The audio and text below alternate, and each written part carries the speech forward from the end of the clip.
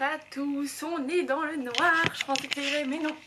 Je vous retrouve aujourd'hui pour une vidéo un peu particulière puisqu'on va faire une expérience, on va faire une petite vidéo vlog créatif et dans cette vidéo on va essayer quelque chose. Alors je suis désolée si la caméra bouge, je le tiens à bout de main parce que je vous avais posé sur mon escalier mais vous êtes dans le sombre. Bon, c'est pas bien grave. Donc je disais, on va essayer quelque chose aujourd'hui, on va tenter de teindre de la toile Aïda puisque je participe au SAL de, je ne sais plus comment elle s'appelle, d'une américaine et elle a une toile Aïda pardon, qui est bleue et je vais essayer de faire une toile Aïda bleue. Et regardez qu'est-ce que je vois, oh elle est trop mimi. Oh c'était mon petit lapinou ça, oh oui. Oh. Il me tient compagnie puisque hop, je dézoome puisque mon chéri rentre à 22h30 le soir, donc je ne vous ai pas dit, pardon, on est le 8 mars, il est environ 19h et je me suis dit que c'était le bon moment pour tenter mon expérience. Donc on va regrouper les ingrédients, enfin le matériel et je vais vous montrer ça. Alors c'est bon, j'ai trouvé tous les éléments presque dont on a besoin puisqu'il me manque le vinaigre. Je ne sais pas où je l'ai mis, donc j'ai envoyé un SMS de secours à mon chéri qui va m'indiquer où est le vinaigre. Et je vais vous montrer ce que j'ai réuni. Vous allez voir, ce test commence pas hyper bien. Alors tout d'abord vous avez besoin d'une marmite. Donc moi je vais le faire dans une marmite que je n'utilise pas pour manger évidemment. Je l'utilise quand je fais des teintures. De votre toile Aïda. Donc moi elle est coupée aux bonnes mesures. De gants. D'une spatule en bois. Pareil pour les colorations. Et de colorations. Et vous voyez moi il m'en reste 3. Donc je les ai mis dans ce petit truc vu que c'est des petites billes. Et il me reste du jaune. Alors désolée, on a été coupé puisque ma caméra fait des siennes. Mais comme je vous disais, moi je n'ai pas de bleu. Donc j'ai du vert, du jaune, du rouge. Et je vais essayer de faire un mélange. J'ai regardé des cercles chromatiques sur internet. Donc je me dis, peut-être que du vert plus du rouge, ça pourrait faire du bleu. De toute façon, on va faire des tests. Et il vous faut des petits récipients pareils, desquels vous ne vous servez pas pour manger, pour mélanger vos couleurs. Et il faut que je retrouve mon vinaigre et c'est parti. Donc je vous ai posé à peu près en équilibre.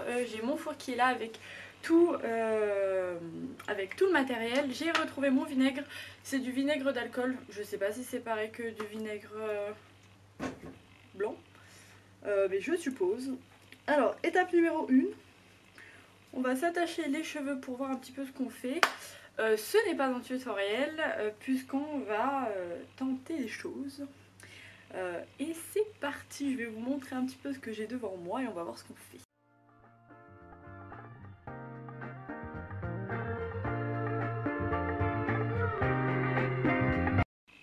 Donc j'ai mis à dissoudre ma poudre colorante qui est celle-ci de Cherit dans de l'eau un peu chaude.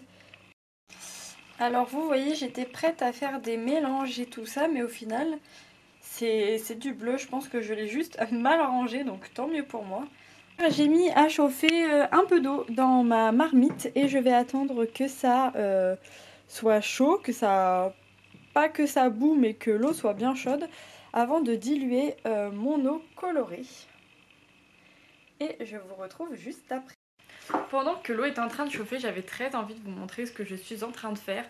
Donc là je suis sur une petite broderie, donc je range tout dans cette petite boîte en plastique. Et je vais vous montrer ça. Et voilà ma petite broderie. Donc en fait c'est un calendrier de l'Avent qui a été proposé gratuitement par une designeuse américaine. Je vous mettrai le lien dans la barre d'infos. Et là c'est le numéro 1. Et vraiment je le trouve superbe. Il me manque encore quelques détails à faire. Un petit poisson, le numéro 1 et faire les contours. Mais vraiment je l'adore. Je le trouve trop sympa. Je l'ai fait sur un genre de lin comme ça.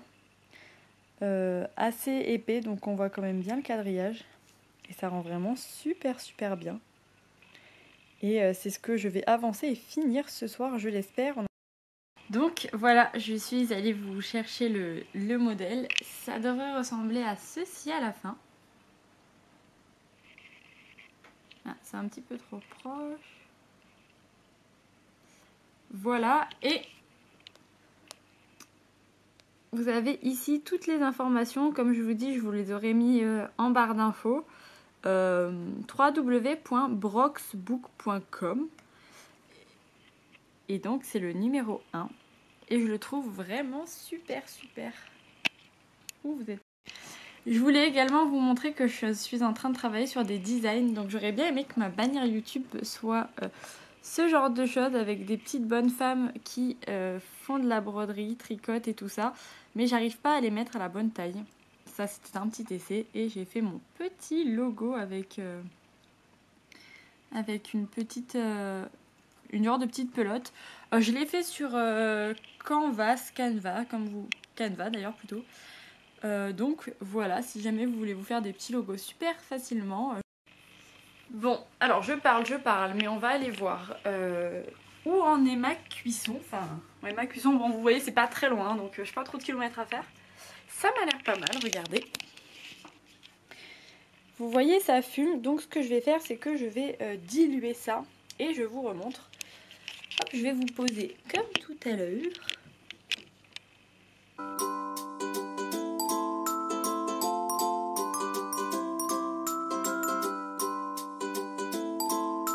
Voilà la couleur.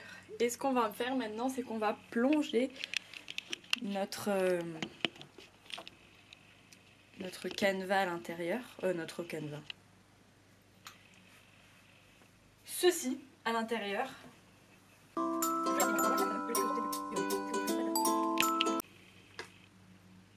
Ça devient rouge. Pourquoi ça devient rouge? Alors, il y a des pigments non désirés. Je vois qu'il y a des taches de rouge. Pourquoi j'ai plein de... Sur ma cuillère qu'il y a des taches de rouge? Alors, je vois plein de taches de rouge. Bon. On va le laisser cuire un petit peu. Elle, dans son modèle, c'est très clair. Donc, je pourrais même limite le plonger et l'enlever, mais... Moi, je le veux un petit peu plus foncé avec des petites marbrures, même si je pouvais. Enfin, je vais le laisser cuire un petit peu. J'aurais même pu mettre plus d'eau. Et on va attendre quelques instants. Et voilà ce que ça donne. Vous voyez un peu la couleur. J'ai bien remué. Ce que je vais faire maintenant, c'est que je vais couper. Je vais encore un petit peu attendre, puis j'irai vider mon eau dans un endroit qui ne craint rien. Et je remplirai cette marmite avec de l'eau ni froide ni chaude. Et je rajouterai du vinaigre à l'intérieur après. Donc à tout à l'heure.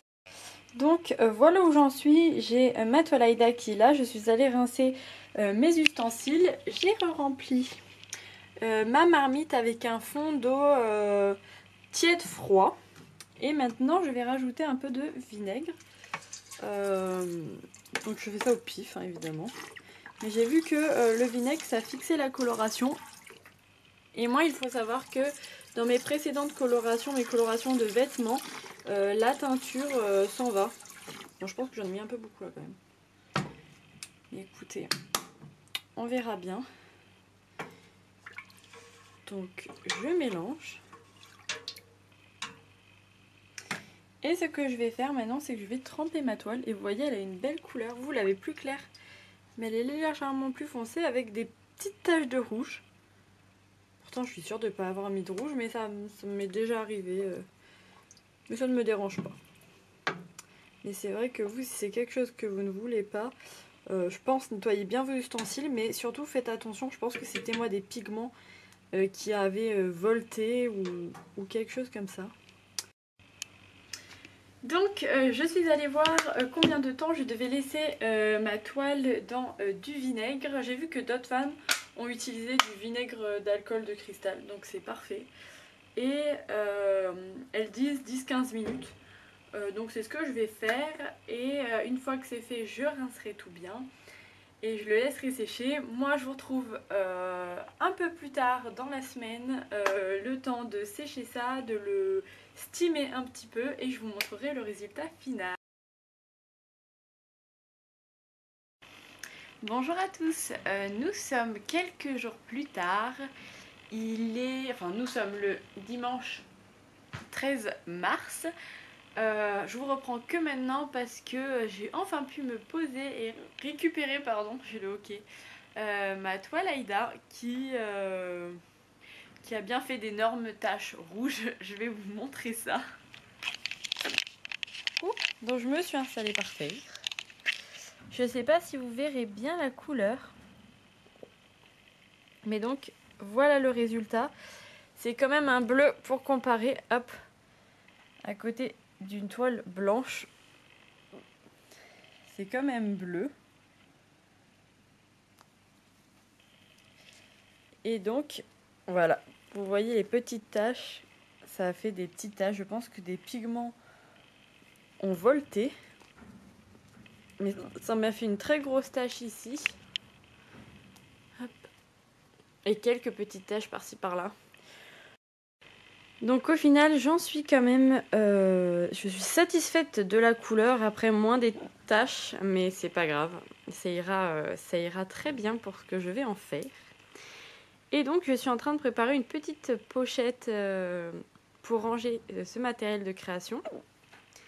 Donc je suis en train de faire une nouvelle petite dont je vous reparlerai sur Instagram. Et pareil, hop, donc là j'étais en train de tout ranger, voilà pourquoi tout est par terre. J'ai fini ma petite broderie numéro 1, je suis vraiment désolée pour le hoquet, je fais coqueter. Et voilà, là j'étais en train de ranger mes couleurs et pareil, je vais commencer cette broderie-ci. Donc j'ai plein d'encours, mais je vous parlerai tout ça dans le podcast créatif. J'espère que cette vidéo un peu fouillie vous aura plu. Je vous invite à me laisser un petit j'aime, à me laisser des commentaires, à me dire si vous avez déjà teint de la toile Aïda. Je vous embrasse très très fort et je vous dis à la prochaine. Bye bye.